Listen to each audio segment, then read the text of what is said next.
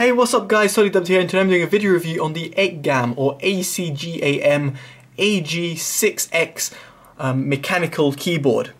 Now you might be wondering, what on earth is this? This is a 60% mechanical keyboard, and that means the F keys are not in existence, the number pad is not in existence, and neither are the arrow keys.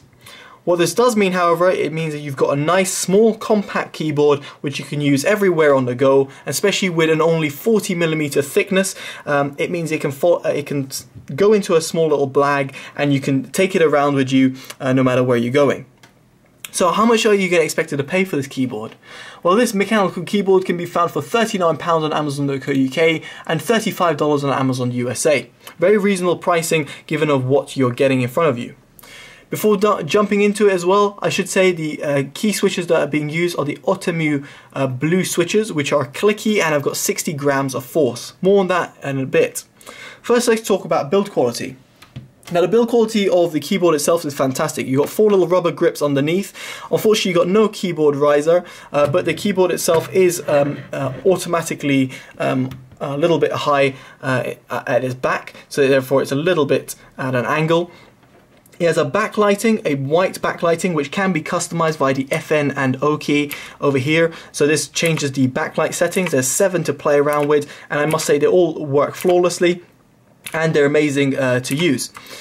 You can also disable the backlighting if you so wish. So if you don't like the backlight to be there, then you can disable it. It's only a white color that's available, and in terms of its layout, it is a US layout keyboard as well. So in other words, you haven't got the pound sign key over here. But obviously, if in Windows you've programmed it to be the pound, as in the GB pound, then it will do that. However, as you can see, on the top keys over here, they are US layout.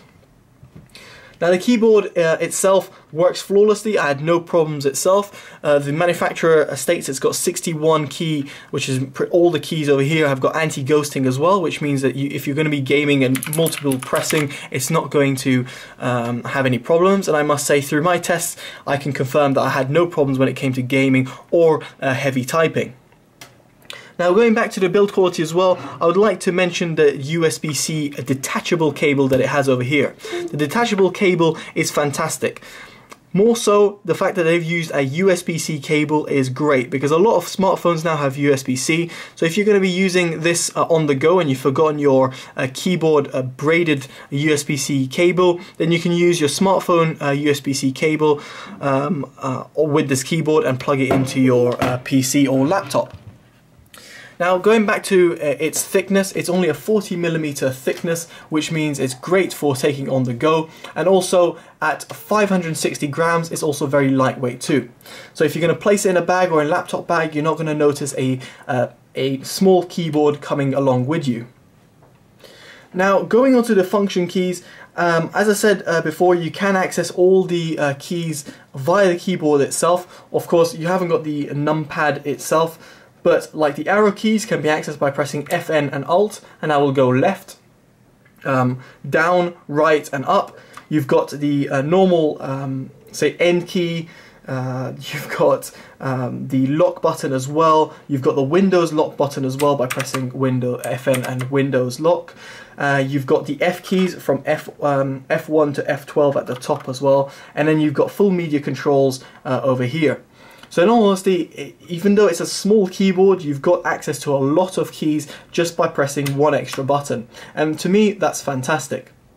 Now, the keyboard itself is backlight illuminated, as I mentioned before, a white illumination only, and this goes through the keycaps. Now, the keycaps are see-through, and the keycaps themselves feel quite nice in hand. They're not double-shot ABS keycaps, however, they're very well made, and I must say, in comparison to some mainstream manufacturers out there that are very popular amongst gamers and typing enthusiasts, I must say the keycaps that I include over here are very impressive. They've got a good weight to them, and more so, the way that they're built onto the key switches, it means that they don't wobble either. With some keyboards, you have the keycaps wobbling on the key switches. So it's very sturdy, very well built, and very impressive. The only thing I noticed is that there's no sort of a level on the spacebar. I can't remember what the exact name is called, but essentially it's two normal metal rods which connect the spacebar up, meaning that no matter where you press it actuates evenly. Unfortunately, due to it sometimes the spacebar sometimes actuates like this, as my hand is doing. It's not a big problem, but just something you should bear in mind if you're going to be typing a lot and pressing the spacebar a lot. And also, if you're going to be gaming and you're going to be pressing the spacebar here, just bear in mind that you might want to press it like this.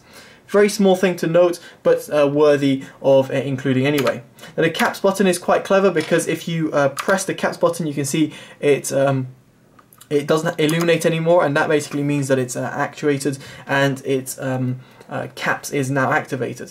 So this small little quirks that the keyboard has is actually fantastic. Even like the Windows key loses illumination when you disable it. So all the functions that you would expect on the keyboard are there, and then what about its performance? So I'm just going to go quiet here so you guys can hear it.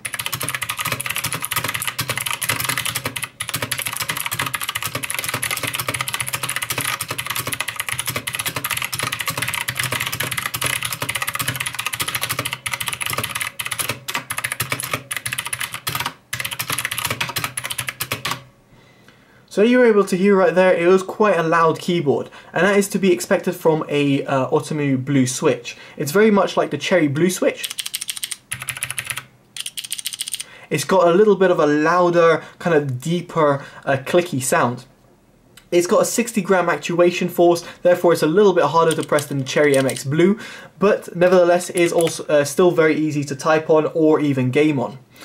So would I recommend this keyboard? If you're a typist and a heavy typist and you don't you do like a clicky sound, then this keyboard will be fantastic. If you're a gamer and looking to also hear which keys you're pressing, like the WASD keys, or you want something that's simply compact and you can take on the go, then this keyboard is fantastic. I've got no real quarrels with it. It's actually a really fantastic keyboard. A great mini mechanical keyboard that can be taken on the go. It's got all the function keys that I would want if I'm on the go.